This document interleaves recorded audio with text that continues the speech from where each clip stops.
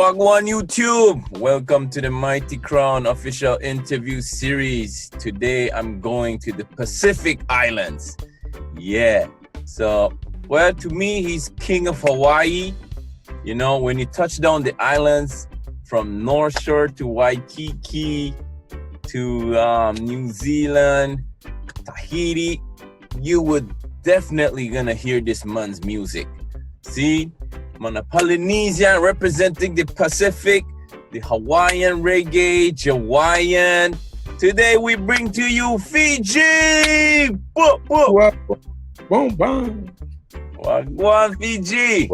What's up, brother? How you doing? I'm great, man. Great to see you. Thanks for having this interview. Yes, sir. Well excited for this one. So what's going on, man? What's good? What's good with you? Just glad to have come out here to New Zealand. We had a show called One Love, and being that New Zealand is the only place allowing live shows, we were very fortunate to be the only act that was invited internationally. So, but we had quarantine for sure. So you live in New Zealand now? No, I still live back in the States, but I've been here for about going on 2 months now, and I'll be coming back to the States in April. Okay, so you're based in Hawaii, but you're in New Zealand right now. Right, correct. I see. So what are you doing down there? Besides the shows, we've been recording a lot, just writing and vibing out with some of the artists that's out here. Okay. Yeah, there's a few roots groups out here. One called with Sammy J, also with Three Houses Down and General Fire. So we've been working on that. Okay, Sammy J is Sammy Johnson? Yes. Okay, man. Yeah, he's another bad singer that I know of. Yes, man. I want to congrats you on your 50th anniversary last year. To this year is the 51st, and I definitely would love to ask you, one whole heap of questions I have for you, but I want to keep it short and spicy, and you know what I mean. I'm on fire. So my first question is, what kind of music did you grow up with, like listening when you were? Well, I grew up with a fusion. So like always, all island children, we all have to go to church. Okay. So I grew up with that music. And then on the street, we grew up to everything from Toots and the Maytals to Bob Marley, Peter Tosh, also. So a lot of those greats influenced us. Jimmy Cliff, of course. Okay. So you started like listening, you mean like you had to go to church, so that means like more like a gospel kind of music? Yeah, it was mandatory every Sunday for us children to be at church, and that's mostly almost every household in the islands. Okay. How did you start off your career as a singer? Like what? Well, when did you start singing? When did you discover your talent? Very young. About 6-7 years old. I was correcting my aunties and my mom on their harmonies. Oh. And they thought I was very obnoxious. They were like, "You be quiet." Like, okay. So that's how it started off, and then I started, always wanting to sing. As the years went by, I got to join a roots group from my neighborhood called Roots Strata, and I was only 13 years old. Okay. And then we started doing a lot of, political music, anti-political meaning. So we had songs like "Warrior of Love" and "Anem Lament," which speaks on the struggling man and the, and anti-system type of thing. So that's how we started off. Okay. And then for about 5-6 years, I came to America just because I told my mom I'm going to graduate from high school. So after I graduated, I went right back into the little clubs and tried to sing, and that's when things started to bubble a little for me. But I kept trying. So this all happened in Hawaii? Yeah, that's where my first opportunity, 1994, I got an opportunity to record a record, my first album called Evolution. Okay. And that one was okay. It wasn't, in fact, I lost out as far as, the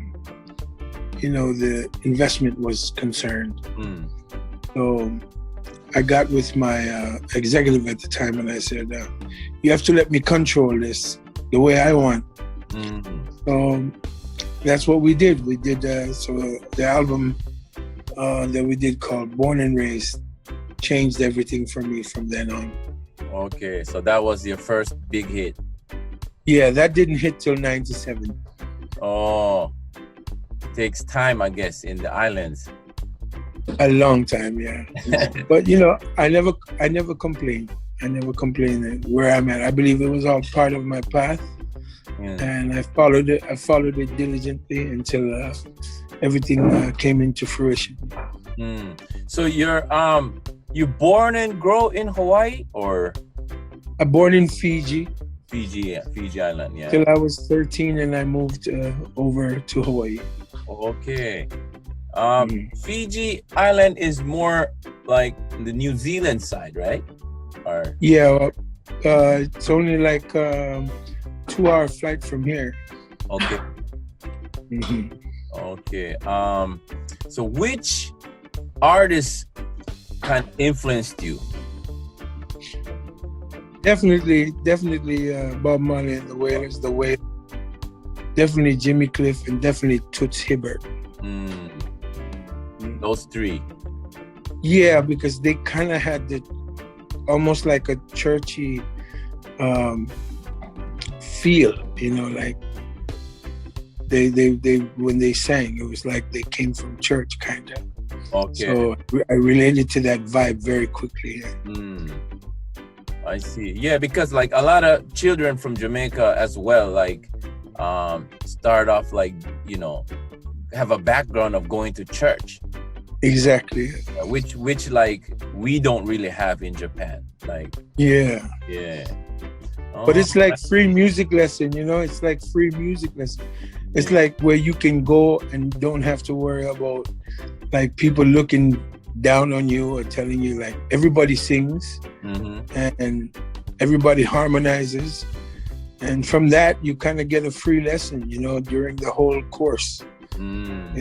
Every Sunday singing the same songs, and then you start to get a little creative, right? Yeah. And it's free. You don't have to go pay for Yeah, that's wicked. Yeah. So from what age were you doing that, like doing the singing? Ever since I can remember, yeah. So like real small child. Yeah, man. Like I remember going at like 3-4 years old, just straight holding my mama's hand going to church. Okay. So like Hawaii, New Zealand, these places are island like Jamaica. The climate is like Jamaica. I guess we could call it like the Pacific Caribbean. Yeah. It's almost. Yeah, how did the influence of Jamaican music came in? Because the struggle is the same. We were indigenous people like the Maroons, and we were taken advantage of. So a lot of times, a lot of the land that was taken from us, the deculturization, all those things, taking away our language and stuff. So we had to fight for all that to come back. Some of us were successful and some of us weren't. But reggae music was very influential in making sure that you did not let them just walk over you. So it was the strength and the motivation to stand up. Okay. Instrumental wise, right? Like well, Jamaican like roots reggae music and Hawaiian reggae music is a little bit different to me, like very in terms of like instrument. Yeah, very, because we utilize the ukulele, you know, we utilize the stuff that we know, you know.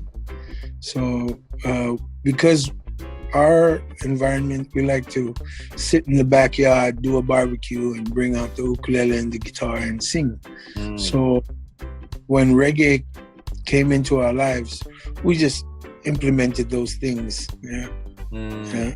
And the difference also in harmony. Okay. Like the sound is different, definitely. Like, yeah. But you know, but you can tell that it's like an island sound.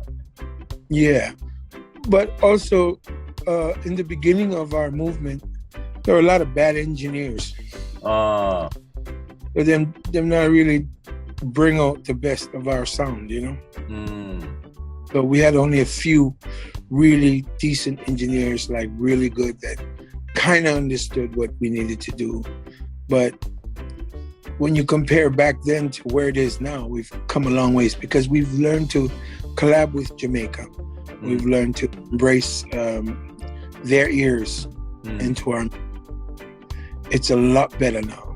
Yeah, see. Yeah. Have you been to Jamaica? Yeah, quite a few times. Yeah. Yeah. So as you know, I know you have done some recording with Don Corleone and other producers as well. Yeah. I worked with Don Corleone during the J-Book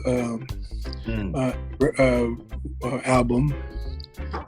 So we kind of got to have a link then, and then we've been going back and forth. And so far, it's been a while because I know he's ventured out different styles, but I have a lot of love and respect for Don because he really opened my eyes into like just magnifying a simple groove, you know what I mean? So one of the hooks that I wrote for him quite a few years ago was a song that by Protege. I wrote this hook called Rasta Love. Okay. Yeah, so I sang it, you know, she didn't know how to tell she was in love with a Rasta man. And then finally he goes, hey, do you know Kimani? I go, man, ask Kimani who, that's my brother. He's like, no, that's my brother. So he goes, do you mind if Kimani does the hook? I said, perfect, man. So you wrote that song then? Yeah, I wrote that hook, yeah. And I was on the original hook. Yeah, okay. My next question is, so in Hawaii, back in the days, like, was there few studios? Yeah, there's only a few studios that, you know, that really understood reggae music. Like, that's one of the things where I came in, you know, handy because I really love and respect reggae, especially the roots, you know, the groove, the way everything should go from the one drop, you know, to the steppers. Yeah. So that's what made me separate from a lot of the artists because I was doing more reggae. Even though I was doing my hook, yeah, I was doing more of a roots, you know, making sure that the drum and bass was good, you know what I mean, and I was giving homage to the Jamaican influence as opposed to just making up my own. Yeah. Okay, I see. Because like, like I realized like there's like very few studios because the island is small as well. But true. Like I only went to the Wash House studio when it was up there in North. That's the best studio, period. I miss that studio so much, man. Yeah, you know, that's the time when we did the session BOOG and yes.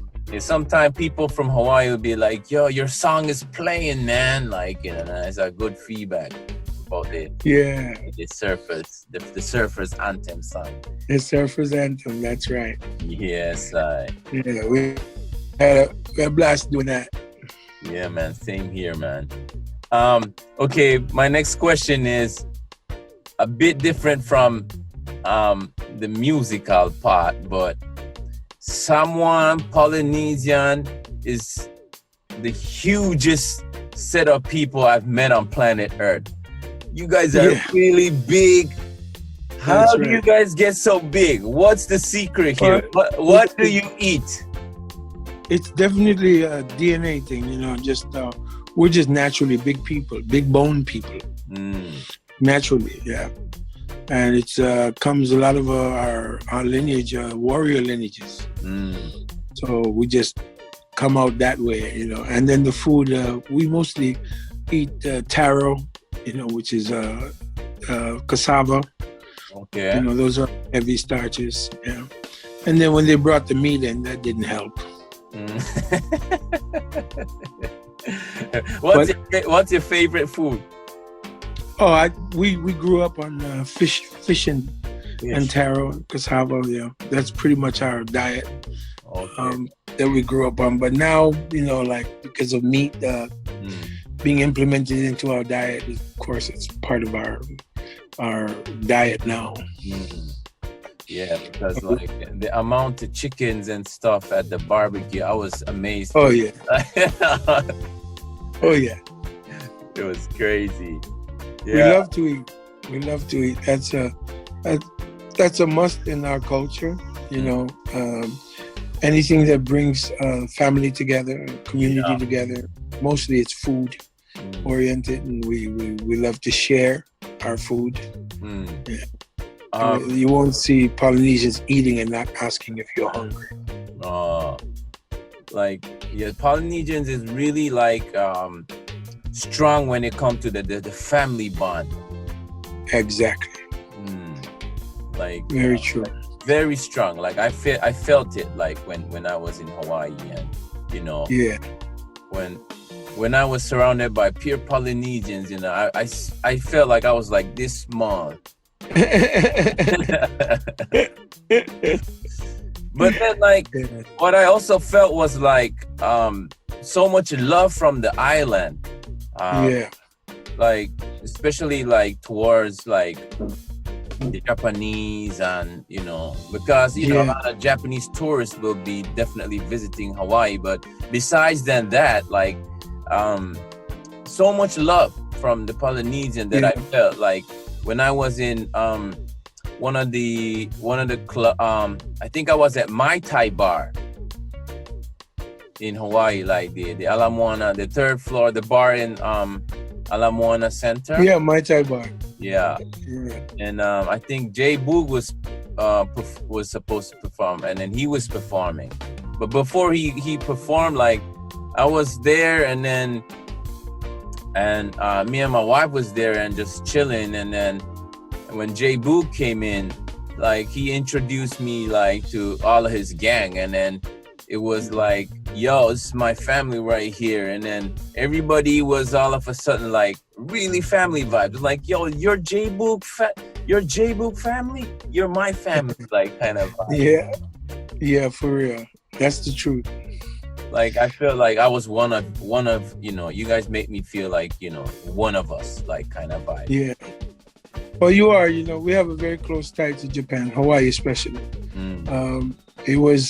There's two sides to that coin, right? There's the side that the Americans come in, but as far as the relationship, it was the Japanese population for us that was very protective of our culture. To this day, if you ever look at our hula competitions, you'll see a massive amount of Japanese support, because we have that connection before the American came in. So there's a very strong tie that we have towards especially our Japanese family. They've been very, very instrumental in protecting our language, protecting our culture, and our hula. Tell me something about this tattoo. Like A lot of Polynesians have their like tattoo all the way up to their hand, and what does that represent? Well, the word tattoo comes from a word called tatau. Okay. So tatau is the actual practice of tattoo. Okay. So, and that was found many centuries ago. So there's an old tale that we go by about these two women that came from Fiji, and they went over to Samoa. So they came over to Samoa, and they fell in love when they saw the Samoan man on the beach. So they went and they pretty much seduced him, and they were so in love with him. And then what part of the parting gift was they gave him the tools. Okay. They gave the Samoan, I think it was a few men, they gave him the tools. And then from there, the Samoans had the design, which is why we have the what we call there's families like Suluape and many other families that do that tattoo that you see among Samoans that's all over the legs, right? And it comes up. So that's kind of the origin for us. And then all our cultures also have a history with tattoos. But the most famous one is the one that was magnified by that story. But each culture has a history with tattoo. And it was, what it is we didn't have, we had two ways of telling the story. One was chanting, which is what we incorporate also in our music, right? In our reggae music. We start our albums with chant. Okay. And the other one was through tattoo. So the tattoo usually tells the story as to where your family is from, the type of, if you have a shark, you'll see the shark and all the different symbolisms that connect to you and your family and your origin. Okay, I see. So we were talking about, growing up listening to church music and more like, is there like music, like, is there Fiji music or? Yeah, there's authentic, very authentic Fiji music. And it's very primitive sounding. The harmonies are very, very primitive, very old, so it's very melodic, very harmonic. So a lot of that we incorporate in our reggae. I mean, like, you have totally changed like the Hawaiian music game. Meaning, you guys have a word called Jawaiian, Hawaiian reggae, and that's like it's like the basic music nowadays. When you go to Hawaii, it's all about Jawaiian. It's not even more about like the no disrespect to like the roots of the Hawaii music, but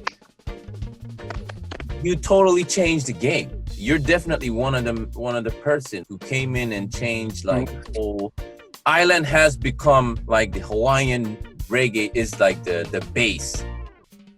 Yeah, well, the Jawaiian action movement started with groups like Brother Walter, Island Afternoon, and there were people like Butch Helemano. There was a lot of great groups back then.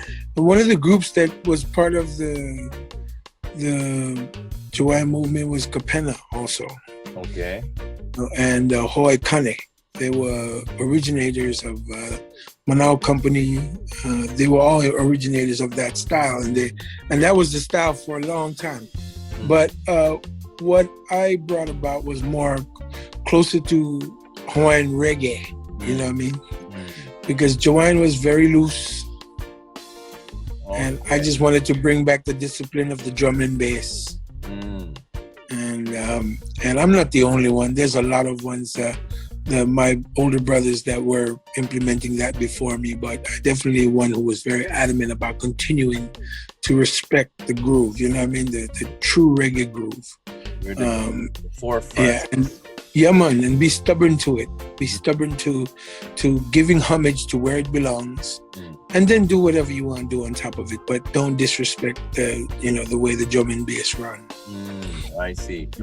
So Jawaiian music and Hawaiian reggae is different then. Yeah, Hawaiian reggae is what is called island music now, like on Spotify, and that one is more closer to where my influence came in. It was more about being true to the reggae, birthing into our culture. Like reggae you just can't be doing it loosely. Before they used to just do it loose. The skank was very loose. They do a lot of chank where I can't, to me, I made sure there was like check. I wanted the chopper, you know what I mean? So and the bass and drum, I wanted it, so it took me a little while because I was learning too at the same time. But a lot of my Jamaican family that I mess with, like Bonafide, my brothers, and I was also influenced by a brother named Tony Getz. He was at a very young age a member of oh my God, what is the name of that group? It'll come to me, but he was a originator, so that's who gave me Natty Girl, you know what I mean? So he and he lived in Hawaii for many, many years. So he was always adamant about, yo, don't do that. Like this. You know what I mean? So yeah, so and he was born and raised in Jamaica. Very, very strong accent. Like when I first met him, I couldn't understand what he was telling me. Like, yo, that's your way with that. I'm like, huh? Strong accent, eh? Yeah, like I was like, dude, I have to learn, so. So he was very instrumental in teaching me. And then I met my family, Bonafide. They're based out of Vegas, but they're all straight from Mobile. Okay. And, yeah, 5 brothers, and they really instilled in me the importance of the groove. So that's been a wonderful experience. So it's like there were Jamaicans already in Hawaii then. Yeah, there were a few. I was part of a group called Lions International, and there was this. We did a show in 1991. We did a show with. We opened up for Alpha Blondie. Oh wow! And when he came out, yeah, and then I did a show with this young artist. I don't know if I always look for him, but his name was Steve Iton, and he was dope. And he was a white dread. And it was dope, and we rocked it that night. And I never saw him again. We were part of that. Yeah. I know a lot of Hawaiian artists cover reggae hit songs. Big time, right? Mm-hmm. But then it sounds different again. Yeah, because a lot of times we just bring that backyard feel, easy listening where everybody sing along type of thing. Okay, I see. Yeah, that's the vibe in Hawaii. How you make this a sing along thing, Okay, yeah, that you expressed it very, very right, like very perfectly. Like easy going. Easy. Yeah. Where nobody has to feel like they have to sound like Bob. They can just sound like them, and everybody sing along because we love the song, you know what I mean? I see.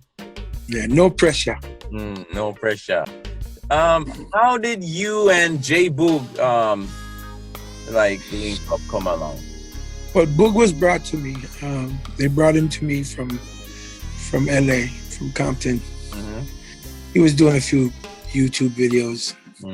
I was busy doing my record, and I was like not trying to work, but my brothers insisted. They were like, please, man, you have to mess with this guy. I'm like, no, man, you know what, like you guys don't understand. Like it's going to be stressful for me, because for me, when I come in to produce, it's like babysitting.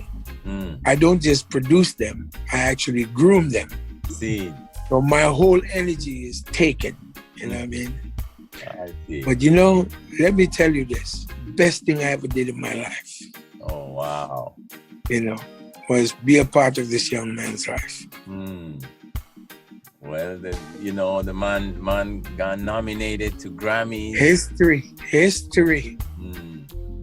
Yeah, so I'm glad I made a good decision and my brothers convinced me. And I knew BOOG was going to evolve anyway, you know, just by watching him during the work progress and watching him bloom into his own. And that was my intention for him, was for him to come into his own. You know, every now and then he comes and, you know, tucks his tail around me and say, "What do I do here?" Like, stop it, man. You know what to do already.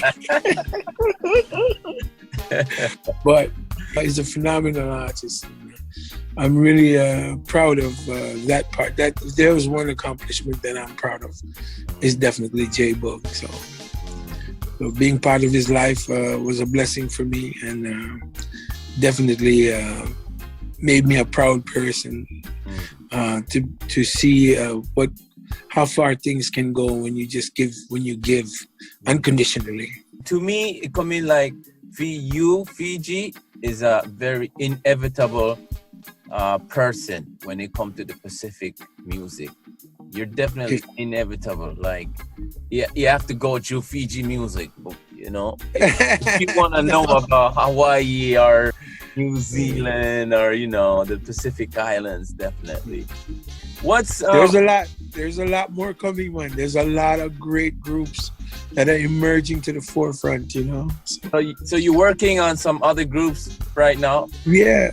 I'm working with a group called Three Houses Down, a big family band, Roots, and they're doing some very powerful thing. We've been collabing with Shane Brown out in Jamaica.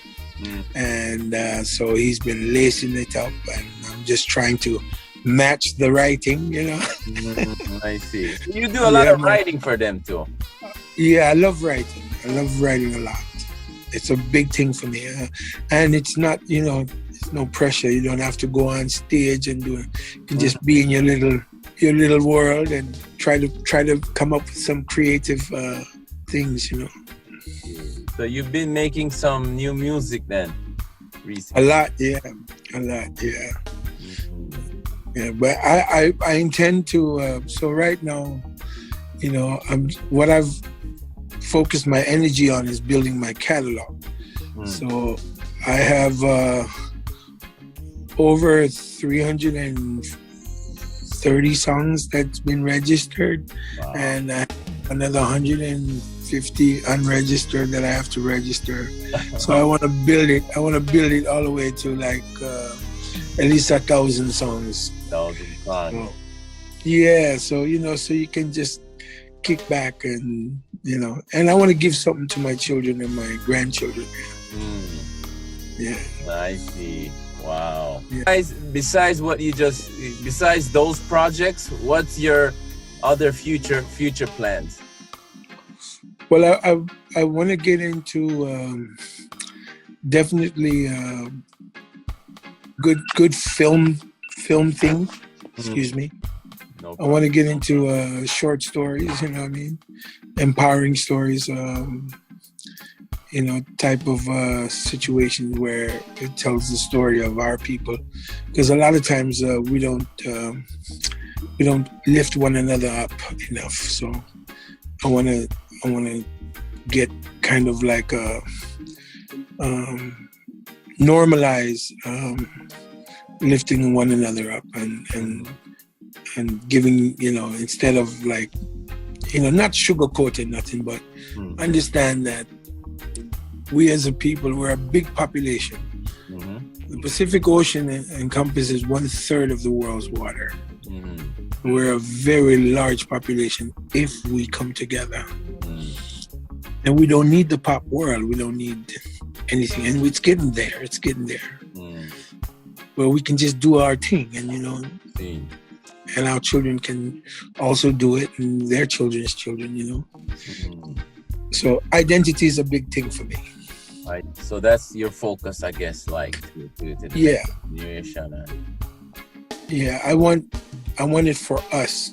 I don't want it for me, because you know I'm towards the end of my journey, you know, but I want it for us. I want for my brothers, my nephews, the ones that are singing. I want it to propel them, and if they can take it farther, then great too. So leave whatever you can leave and influence the future. Absolutely. Yeah. Well, that was the great ending for me right now. I'm not lie. Give thanks. FIJI, thanks for this interview. It was yeah, man. A lot of stuff that I didn't know about you, and then was able to, you know, ask you some of these questions, and you know, it was such a pleasure, man. Anytime, brother. Give thanks, FIJI. Respect, Sam. FIJI, you have never come to Japan yet, don't it? Well, I came, but I was very young. But no, I have not come to experience the mighty crown power. Yeah, forget about mighty crown. So much people want to see FIJI live in Japan, man. Well, you can make that happen, brother. Yo, you can. I am gonna make it happen, people. Yes, sir. You have listened from this man. We gotta bring FIJI down to Japan. Let's do it. Yes, sir. はい、ということで今日はFIJIインタビューでした。ありがとう。Thank you, FIJI. ありがとうございます。そう。